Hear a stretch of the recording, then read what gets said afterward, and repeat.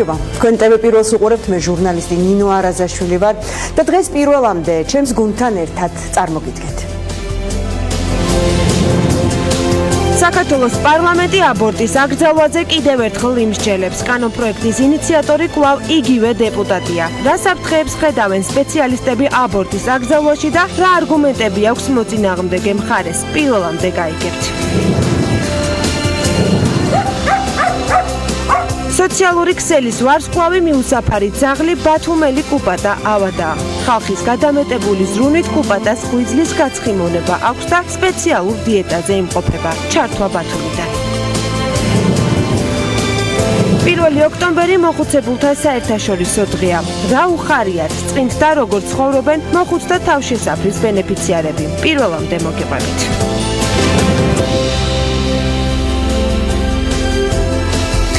საქართველოს პარლამენტში დარეგისტრირდა კანონპროექტი, რომელიც აბორტის აკრძალვასა და აბორტის სისხლის სამართლის დანაშაულად გადაქცევას ითხოვს. კანონპროექტის ავტორი უცნების დეპუტატი ალექსანდრე ერქვანია გახლავთ, რომელიც მანამდეც ითხოვდა აბორტის აკრძალვას, თუმცა ეს ინიციატივა პარლამენტმა არ დააკმაყოფილა. კანონის მოქმედი რედაქციით ორსულობის ნებაყოფლობითი შეწყვეტა ნებადართულია მხოლოდ ლიცენზირებულ სამედიცინო დაწესებულებაში ლიცენზირებული ექიმის მიერ. თუ ორსულობის ხანგრძლივობა არ აღემატება 12 კვირას და თუ ორსულს სამედიცინო დაწესებულებაში ჩაუტარდა წინასწარი გასაუბრება და გასაუბრებიდან ოპერაციამდე გასულია 3 დღის მოსაფიქრებელი ვადა, არჩევანი ქალის პრეროგატივა გახლავთ. მაყურებლისთვის განმარტავ, რომ ჩვენი დღევანდელი გადაცემის თემა არ ეხება თავად აბორტი კარგია თუ ცუდი. ვშელობთ რა შედეგი შეიძლება მოიტანოს აბორტის აკრძალვამ და რა არგუმენტები აქვთ მათ მოწინააღმდეგეებს. ხატი ახალაია, გენდერის მკვლევარი ეველინა ჩოხელი, მეან გინეკოლოგი, მრავალშვილიანი დედა, ჟურნალისტი, ხატია სიჭინამა უკვე ჩვენ სტუდიაში არიან და გამარჯობა, მოგესალმებით, მადლობას გიხდით გადაცემაში მონაწილეობისთვის. ხატი ახალაიასთან მაქვს პირველი კითხვა საკანონმდებლო ორგანოში. ხა ეს ინიციატივა ხო არ არის ახალი და ბოლო წლებში სამჯერ იყო მცდელობა. თუმცა აქამდე რა ის ყველა ეს მცდელობა ჩავარდა და რატომ ხედავთ საფრთხეს თქვენ? აი ამ მცდელობების რაოდენობას როცა გადავხედავთ, ხო? ვიცი რომ ხედავთ საფრთხეს, რომ შესაძლოა ეს კანონი განხილვის თემად იქცეს. კი ბატონო, მადლობა მოწვევისთვის. პირველ რიგში დავიწყოთ იქიდან, რომ ბავშვის, ეს ვთქვათ, მშობიარობა, ორსულობა და ბავშვის გაზრდა და აღზრდელობითი საქმიანობა მთელი რიგი კომპლექსური პროცესია, რომელსაც სჭირდება ფსიქოლოგიური, ეკონომიკური და ფიზიკური მზაობა. და როდესაც ხდება ისე, რომ არასასრული, ეს ვთქვათ, ორსულობა არის სახეზე, მაშინ თავიდან ბოლომდე ამ ინდივიდის ქალის გადასაწყვეტი უნდა იყოს, დაიტოვებს თუ არა ბავშვს 12 კვირამდე. ეს არის საფრთხე, იმიტომ რომ ჩვენ ვიცით სხვა ქვეყნების გამოცდილება, იგივე ვიცით რუმინეთის გამოცდილება, ირლანდიის გამოცდილება, პოლონეთის გამოცდილება, სადაც აბორტის აკრძალვას მოყვა ქალთა სიკვდილიანობა, მოყვა მიტოვებულ ბავშვთა გაზრდილი რაოდენობა, ის რომ გაიზარდა აბორტის ტურიზმი, ქალები უფრო მეტად გაღარიბდნენ. ტურიზმი გულისხმობს იმას, რომ როდესაც ერთ სივრცეში, ერთ ქვეყანაში არ არის საშუალება, რომ გაიკეთონ აბორტი, მათ მიდიან სხვაგან და ბრუნდებიან თავიანთ ქვეყნებში, სადაც უკვე აბორტის გართულების შედეგად სამწუხაროდ იღუპებიან ისინი. ჩვენ ეხლა უნდა ვსაუბრობდით განათლებაზე, როგორ უნდა შევამციროთ საერთოდ აბორტების რაოდენობა მოზარდებში, რაც ძალიან მაღალია და მის აკრძალვით ნამდვილად ვერ უშველით. ეს გამოიწვევს იმას, რომ გადავა იატაკქვეშეთში და ეს არასტერილურ გარემოში ჩატარებული აბორტები, ვიცი ჩვენ საბჭოთა გამოცდილებით და რა შედეგამდეც მივედით, მაშინ სტალინის რეჟიმზე მაქვს საუბარი, როდესაც დედათა სიკვდილიანობა იყო, აი არ ვიცი, გასაოცარ საშნელ ნიშნულს იყო მიახლოებული და როდესაც ასეთი გამოცდილება გვაქვს, მაშინაც ეს საარჩევნო პერიოდია, არაიდენტიფიცირება და არც პირველად გავიგე ამ ერქვანია სახელი და გვარი სრულიად. აი ესეთი ინიციატივებით გამოდიან კაცები, რომელსაც არასოდეს არ დაუდგებათ აბორტის საჭიროება. ამ თემაზე, რაც ახლა თქვენ მიანიშნეთ, მაყურებელს აუცილებლად გავაგრძობთ საუბარს და სტალინის დროინდელ ეპოქაში რო არ ვიქექოთ წარსულში ამ რიცხვებში. მე მაქვს ამოღებული ჯანდაცვის მსოფლიო ორგანიზაციის ინფორმაცია. ყოველ საათში 10 ქალი გარდაიცვლება არალეგალური აბორტების შედეგად. წლიურად ეს მაჩვენებელი 69,000 გარდაცვლილ ქალს ითვლის. სიკვდილიანობის ყველაზე მაღალი სტატისტიკა აფრიკის, აზიის და ლათინურ ამერიკას აქვს.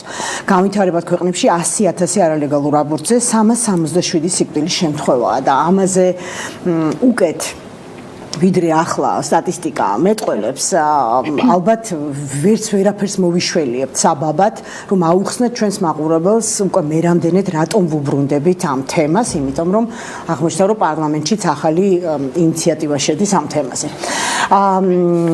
ევა, თუ შეიძლება ევე რო გითხრათ, თქვენი პროფესიით მე ან გინეკოლოგი ბრძანდებით, 4 შვილის დედა ბრძანდებით და არასდროს მიგიმართავთ აბორტისთვის, ვიცი რომ ამაზე ღიად აფიქსირებთ. თქვენს ძალიან გულახდილ პასუხს. რამდენადაც მისაღებია თქვენთვის, რამდენად იქნება მისაღები თქვენთვის კანონში, მოქმედი რედაქცია, აი 12 კვირამდე დაშვების საკითხზე მინდა რომ ვისაუბროთ. მოგესალმებით, მივესალმებით თქვენს ტელემაყურებელს, მადლობა სტუდიაში მოწვევისთვის. გახლავართ 4 შვილის დედა და აბორტის საჭიროება არ დადგარა ჩემს ცხოვრებაში. რაც შეეხება კანონს, ვფიქრობ, რომ აბსოლუტურად არაპოპულისტური განაცხადია ეს ამ ეტაპზე, წინასაარჩევნო პერიოდში. მეორე, აბორტი არის როგორც რომ გითხრათ, რომ რადიკალურად მომხრე ან რადიკალურად წინააღმდეგი არ ვარ, იმიტომ რომ არსებობს მთელი რიგი საჭიროებები, როდესაც აბორტი 12 კვირამდე არის უსაფრთხო, იმიტომ რომ არის მედიკამენტოზური და არ საჭიროებს манипуляციას და ჩარევას ორგანიზმში და ასევე რაც შეეხება თვითონ საჭიროებას, არსებობს მთელი რიგი ისეთი საკითხები, როდესაც ქალის მენტალური პრობლემები არის და ქალს არ შეუძლია რომ შვილი აღზარდოს. არსებობს ფიზიკური ძალადობის ძალიან ბევრი სამწუხაროდ დღემდე მსოფლიოში აქტები, სადაც ხდება არასასურველი ორსულობა და ის ორსულობა არავისთვის არ არის მიღებული და ამიტომ აქაც მედიკამენტოზური აბორტი დაშვებულია და ასევე მიუხედავად იმისა, რომ მე ვარ მრავალშვილიანი დედა, დღეს ქვეყანაში გვაქვს საკმაოდ მძიმე სოციალურ-ეკონომიური მდგომარეობა და ოჯახებში, სადაც არის 9-10 შვილი და იმათი შენახვაც უჭირს ოჯახს, არსებობს ის დაშვებაც, რომ ის ერთი ბავშვი დღეს ბავშვის გაჩენა და გაზრდა არის ძალიან დიდი ფუფუნება, რომ კიდე დამატებით სიდუხჭირეს დააწვება მას და კიდევ ერთი მომენტი, როდესაც ორსულობა დედის ორგანის უქმნის საფრთხეს და მის ჯანმრთელობას. ამიტომ ახლა ჩვენ ამას ვისმენთ. დიახ. ჩვენ დედების უმეტესობა ვხედავთ, ძალიან რთულია ამ თემაზე გადაცემის გაკეთებაც, საერთოდ დაშვებაც იმაზე ფიქრის, რაზეც ვსაუბრობთ, მაგრამ მეორე თემა არის, რომ იკვეთება ძალიან ბევრი მიზეზი. რაც მაინც მე ვფიქრობ, რომ პრევენციისთვის აბსოლუტურად ვეთანხმები ყველას და მათ შორის თქვენ, ვისაც მიგაჩნიათ, რომ პრევენციისთვის ყველაზე სწორი არის სათანადო განათლება, რომ არ მივიდეს აქამდე. აი მერე კი არ აღმოჩნდეს, რომ მესამე, მეოთხე, მერვე თუ მეცხრე ღმერთმა ამრავლოს ყველა, ვისაც აქვს ამის საშუალება, შვილის შემთხვევაში როგორ გაგვიჭირდება და ხომ არ გაიკეთოს დედამ აბორტი, აქამდე რომ არ მივიდეს, რა უნდა გქონდეს გაანალიზებული მანამდე შობელს. იცით რა არის მოკლედ? სად უნდა ისწავლებოდეს ეს? ეს უნდა ისწავლებოდეს აუცილებლად სკოლებში. მე თვითონ ერთი ქალიშვილის დედა ვარ და მიუხედავად იმისა, რომ ვარ პროფესიით მე გინეკოლოგი. სამი ვაჟის და ერთი ქალიშვილის, დიახ. ვაპირებ, რომ ჩემი 9 წლის შვილი რო გახდება ტასო, მივიყვანო ბავშვთა გინეკოლოგთან, რომელიც დაჯდება და მას დაუწყებს გაიკეთებს პაპილომას აცრას, ჩვეულებრივად როგორც ხდება ეს კალენდარულად, დაუწყებს მას საუბარს მენსტრუაციულ ციკლთან დაკავშირებით, კონტრაცეფციასთან დაკავშირებით. კონტრაცეფციის უამრავი სახე არსებობს დღეს 21 საუკუნეში, რომ ქალი არ დადგეს იმ რისკის ქვეშ, რომ იყოს ორსულად. გარდა ამისა, არსებობს ასევე ექსტრემალური კონტრაცეფცია, როდესაც უკვე იყოს სქესობრივი კავშირი, ანუ მანამდე ქალს არ ქონდა მედიკამენტი მიღებული და 72 საათი შენ გეძლევა იმის საშუალება, რომ მიიღო აბი და თავი დაიცვა არასასურველი ორსულობისგან. ამიტომ გააკეთო არჩევანი. კი. ხარ თუ არა მზად ამ პასუხის? კი ბატონო, მაგრამ თუ ჩვენ ეს განათლება არ მივაწოდეთ სკოლებში სწორად ბავშვებს, უნდა შეიქმნას ან არასამთავრობო, ან უნდა გადამზადდნენ პედაგოგები. არ არის საჭირო ამას ყოველდღიური გაკვეთილები და ამის ილუზია აბსოლუტურად არ მაქვს. უბრალოდ ბავშვისთვის გასაგებენაზე, მისი ფიზიოლოგიური ცვლილებები, მისი მომავალი განვითარება, მისი შემდგომი სქესობრივი ცხოვრება აუცილებლად უნდა იყოს მიტანილი ბავშვამდე ძალიან სწორად. დღეს არის ზღვა ინფორმაცია ინტერნეტში, უფროსი შვილი 15 წლის ბიჭი მყავს და მასთან ბიჭია მიუხედავად, მე მენსტრუალურ ციკლთან დაკავშირებით უკვე საუბარი ჩატარებული მაქვს. რაც ჩემს თაობაში ეს იყო პრაქტიკულად გამორიცხული, ამაზე არავინ არაფერზე არასოდეს არ საუბრობდა, გაიზრდები, მიხვდები და რაღაცა ძალიან ცუდ პერიოდში გავიზარდეთ. დღეს ამათ სხვა ინფორმაციის მიუხედავად მე არ ვარ მომხრე, რომ იმათმა თვითონ გაიგონ რა. მათ ჭირდებათ სწორი გზამკვლევი, რომ ჩამოყალიბდნენ სწორად და ფიზიოლოგიურად. აი თქვენ გინეკოლოგი ხართ და გასაგებია, რომ იცით თქვათ ეს როგორ უნდა აუხსნათ. ხატია, შენც ხარ ამ დილემის წინაშე უკვე, შენი 4 შვილიდან, თქვათ უფროსები რამხელები არიან? უფროსი 9 წლის არის და უკვე რატომღაც ეს მენსტრუალური ციკლიც დაჩქარდა. ანუ ჩვენ ასაკში 13 წლისას თუ ველოდებოდით, უკვე ამათ ასაკში 10 წლის ბავშვებზე მესმის, რომ ანუ დაჩქარებული ტემპით მიმდინარეობს განვითარება. ამიტომ მეც დავდექი რა თქმა უნდა ამ დილემის წინაშე, რომ აუცილებლად ბავშვს უნდა ავუხსნა, თუმცა გზაჯერ არ მიპოვნია როგორ მე ჩავუტარო ეს თუ მივიყვანო თქვა ბავშვთა გინეკოლოგთან და იმან ჩაუტაროს, აქამდე ჯერ არ მივსულა პაპილომას ვირუსიც, როგორც ვიცი, ცოტა მაღალ ასაკში კეთდება. 9 წლიდან უკვე დაშვებული არის პაპილომას ვირუსი. კეთდება, ანუ 9 წლიდან. ხო, ანუ კი, სხვა ინფორმაცია მართლა, ზოგჯერ ისეთი ინფორმაციაც შეიძლება მოიძიოს ინტერნეტში, რომელიც სულაც არ არის აუცილებელი ამ წლოვანებაში იყოს მისთვის, კერო და ვერც გაიგებს ალბათ სავარაუდოდ სწორად. რაც შეეხება კანონ პროექტს, მეც პირველად გავიგე ამ ადამიანის სახელი და გვარი, ვინც ეს კანონ პროექტი გამოიტანა და მე ვფიქრობ დღევანდელ მოცემულობაში რაც ხდება საქართველოში, თუ ამ ადამიანს იმის თქმა უნდა, რომ მომავალ თაობაზე ზრუნავს, მოდი რა ჯერ ვინც გაჩენილი ყავს იმათზე იზრუნოს და არა დაუბადებელ ბავშვებზე. და ესე იგი, რაც შეეხება აბორტებს, მე ზუსტად ვიცი, რომ ეს არის განათლების არქონა, იმიტომ რომ მართლა უამრავი ხერხი არსებობს, რომ თავი დაიცვა და არ დარჩე ორსულად. ეს არის განათლების არქონა გოგონებში, ალბათ უფრო პატარა გოგონებში მე ვფიქრობ, დიდებს ალბათ უფრო არა. გენდერული განათლების შეტანა სკოლებში. ხო, სექსუალური განათლების ასეც უწოდებენ, რა თქმა უნდა. რაღაც ცდილობები არის. ჩვენ გქონდა ამ თემაზე გადაცემა, როცა მოვიწვიეთ ერთ-ერთი ბიოლოგიის მასწავლებელი, რომელიც სხვა მასწავლებლებისგან განსხვავებით არ ახტება ამ თავს.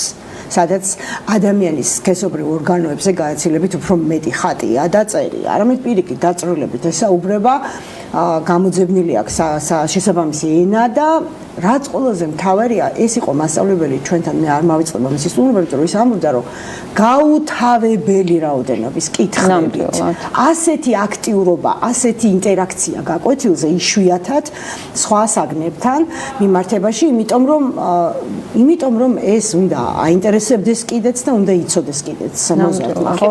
განათლების შესახებ ხატია, ვიცი რომ თქვენ გინდა დაამატოთ. კი ბატონო, პირველ რიგში მინდა რომ კონტრაცეპტივებზე და თავდაცვის საშუალებებზე გავაკეთო აქცენტი, რომ ეს საშუალებები არ არის ხელმისაწვდომი ჩვენი მოსახლეობისთვის სამწუხაროდ, რადგან ძვირია, რადგან არის ცნობიერება ძალიან დაბალი და ეს მიუხედავი თემაა სამწუხაროდ. მეორე ნაწილი, რომ აი გინეკოლოგების თემა რო ახსენე, რომ გინეკოლოგთან მივიყვან, სექსუალური განათლება არ არის მხოლოდ ვაქცინაცია ან აბორტების, ესე ვთქვათ, აბორტებისგან თავდაცვა, ხო? არის უფლებები, არის რისკები, არის, არ ვიცი, ღირებულებები, აი ძალიან ჯაჭვურია და მთელი რიგი საკითხები არის ამის გარშემო გაერთიანებული. და ის რომ კარგია რომ ერთი ბიოლოგიის მასწავლებელი ამას ასწავლის, თუმცა ჩვენ ერთი არ ვყოფნის სამწუხაროდ. რა თქმა უნდა, ალბათ ეს არ იქნება მხოლოდ ერთი ტაბუდადებული, ჩვენ მქონდა ტაბუდადებული ბავშვობა, დღეს ალბათ უკვე აღარ არის ესეთი აკრძალული თემები და ალბათ ბიოლოგიის მასწავლებელი, ანუ მაღალ კლასის კლასებში უკვე თავისუფლად და გახსნილად შეძლებს რომ დაელაპარაკოს მათ ამ თემაზე. უბრალოდ შუის ინდივიდუალური შეხვედრებიც არ გამორიცხავს ეს საგანი რეგიონებში განვიცით ჩვენ. კი, სამწუხაროდ ძალიან დაბალია ცოდნა ბავშვებში ამ მიმართულებით და მასწავლებლების მზაობაც და ღირებულებითი არ არის მათთვის ეს საკითხები და ამიტომ ძალიან ეს თქვათ რესურსის ჩადებას მოითხოვს და გრძელვადიან რეჟიმში მათ გადამზადებას. ისე ჟურნალისტი რა გენიშნა იმაზე რომ აბორტის აკრძალვის შესახებ ინიციატივით პარლამენტს მიმართავს პირველი რაც გამახსენდა მამაკაცები მიმართავენ. პირველი რაც გამახსენდა ეს იყო ბუსუსიანი პრეზერვატივების კანონი რომ უნდათ რომ შეიმუშავეს არც ვიცესიერად. მოკლედ მე ვფიქრობ რომ იმ პერიოდში როცა ქვეყანა არეულია და ესეთი მდგომარეობაა საქართველოში და მომავალი თაობის განათლების სისტემა არ ჩამოშლილი მთლიანად. რომელ აბორტებზე განათლებას მიხედონ? ჯერ სპორტი, განათლება და კულტურა რო გაერთიანებული აქვს და ერთი მინისტრი რო ყავს. დააყონეს და განათლება ბავშვებს მიაწოდონ სრულფასოვანი. ეს არის დღეს მთავარი პრობლემა და არა ის გამოეკიდოს პატარა გოგოებს აბორტს გაიკეთებენ თუ არა. ის გოგოები თუ კანონი აუკრძალავს, სწავლენ და მართლა მიწის ქვეშეთში გაიკეთებენ, ან თვითნებურად გაიკეთებენ ხალხური მეთოდებით ბოლო-ბოლო. ეგეც ხელმისაწვდომია ინტერნეტში. ამაზე რა თქმა უნდა არ ვფიქრია. საერთაშორისო სტატისტიკა არაერთი ქვეყნის ასეთ გადაცემებს როცა ვამზადებთ ყოველთვის ვეცნობით, აბორტის აკრძალვა არასდროს არ იწვევს აბორტების რაოდენობის შემცირებას. ეს პირდაპირ ნიშნავს იმას, რაზეც თქვენ საუბრობთ. და მე ვინც ახლა გვისმენს და შესაძლოა ჯერ არც ბიოლოგიის მასწავლებელთან გაუვლია ეს საკითხი და არც მშობელთან მინდა მათ უთხრათ მევე რას ნიშნავს იატაკქვეშეთში გაკეთებული აბორტები და რა შეიძლება ამას მოყვეს. დაახლოებით 2008 წელს მუშაობდი ერთ-ერთ ფარმაცევტულ ქსელში, ფარმაცევტად და ჯერ კიდევ მაშინ მაკითხავდნენ 13-14 წლის გოგოები აბორტის ნემსისთვის. ადრე გამოიყენებოდა ესეთი რაღაცა მიქსი, რამოდენიმე ამპულის, რომელიც ვენაში რო არ მოხვედრილიყავი, იწვევდა დანეკროზებას კანის მთლიანად და დაშრამული, ასე ვთქვათ, ქალები დადიოდნენ. ამ ბავშვებს მე უხსნიდი, რომ უნდა წასულიყვნენ აუცილებლად კლინიკაში. კლინიკაში ვერ მიდიოდნენ, იმიტომ რომ არ შეიძლებოდა შეუულებრივ ხა გინეკოლოგიური კლინიკა ესეთ პაციენტს 16 წლამდე არ მიიღებს და შესაბამისად გებოდნენ დიდი დილემის წინაშე. ანუ მივდივართ ისევ უწრეზე. შესაბამისად ესეთი ბავშვები ყველანაირა ხერხს გამოძებნიან, რომ ეს არასასურველი ორსულობა მოიშორონ თავიდან. რაც შეეხება იატაკქვეშეთს, ეს არის აბორტის გაკეთება არასპეციალიზირებულ დაწესებულებაში, არასათანადო ლიცენზიის მქონე ექიმის მიერ. დღეს მინდა გითხრათ, რომ მიუხედავად იმისა, რომ 21 საუკუნეა ძალიან ბევრი აბორტი კეთდება ასე ამ არასრულ წოვნებში და ამიტომ ის სტატისტიკა თუნდაც რომელიც დღეს ჩვენ გვაქვს რეალური, ხო, ის არ არის ზუსტი სტატისტიკა და გაცილებით მეტი აბორტი გვაქვს დღეს, ვიდრე არის სტატისტიკაში ასახული. რომელიც სხვა არის ყოველად შეუძლებელი. მეტიც. ბავშვებს, ვისაც ჰქონდათ წინა საღამოს სექსი, მეორე დღისით მიდიან ეხოსკოპიის კაბინეტთან, იმიტომ რომ განათლება არ აქვს შესაბამის და გონიათ რომ იმავე დღეს გამოჩნდება ეს. და ამიტომ ეს არის მთელი პრობლემა, ისევ მივდივართ იქამდე, რომ უნდა იყოს განათლება სრულფასოვანი, თუ განათლებას ვერ ვაძლევთ, იქნება დედა მაუხსნას, თუ დედა ვერ აუხსნის, იქნება მივიყვანოთ სპეციალისტთან, ვინც დაჯდება. არ არის ეს კონსულტაცია იმდენად ღირებული, ფინანსურად ვიძახი, რამდენადაც ღირებულია ბავშვის მომავლისთვის. დიდი მადლობა ამ თემაზე მსჯელობისთვის. მადლობა მონაწილეობისთვის ჩვენს გადაცემაში, მე გემშვიდობებით და გავიდეთ რეკლამაზე, რამდენიმე წუთში ბრუნდებით.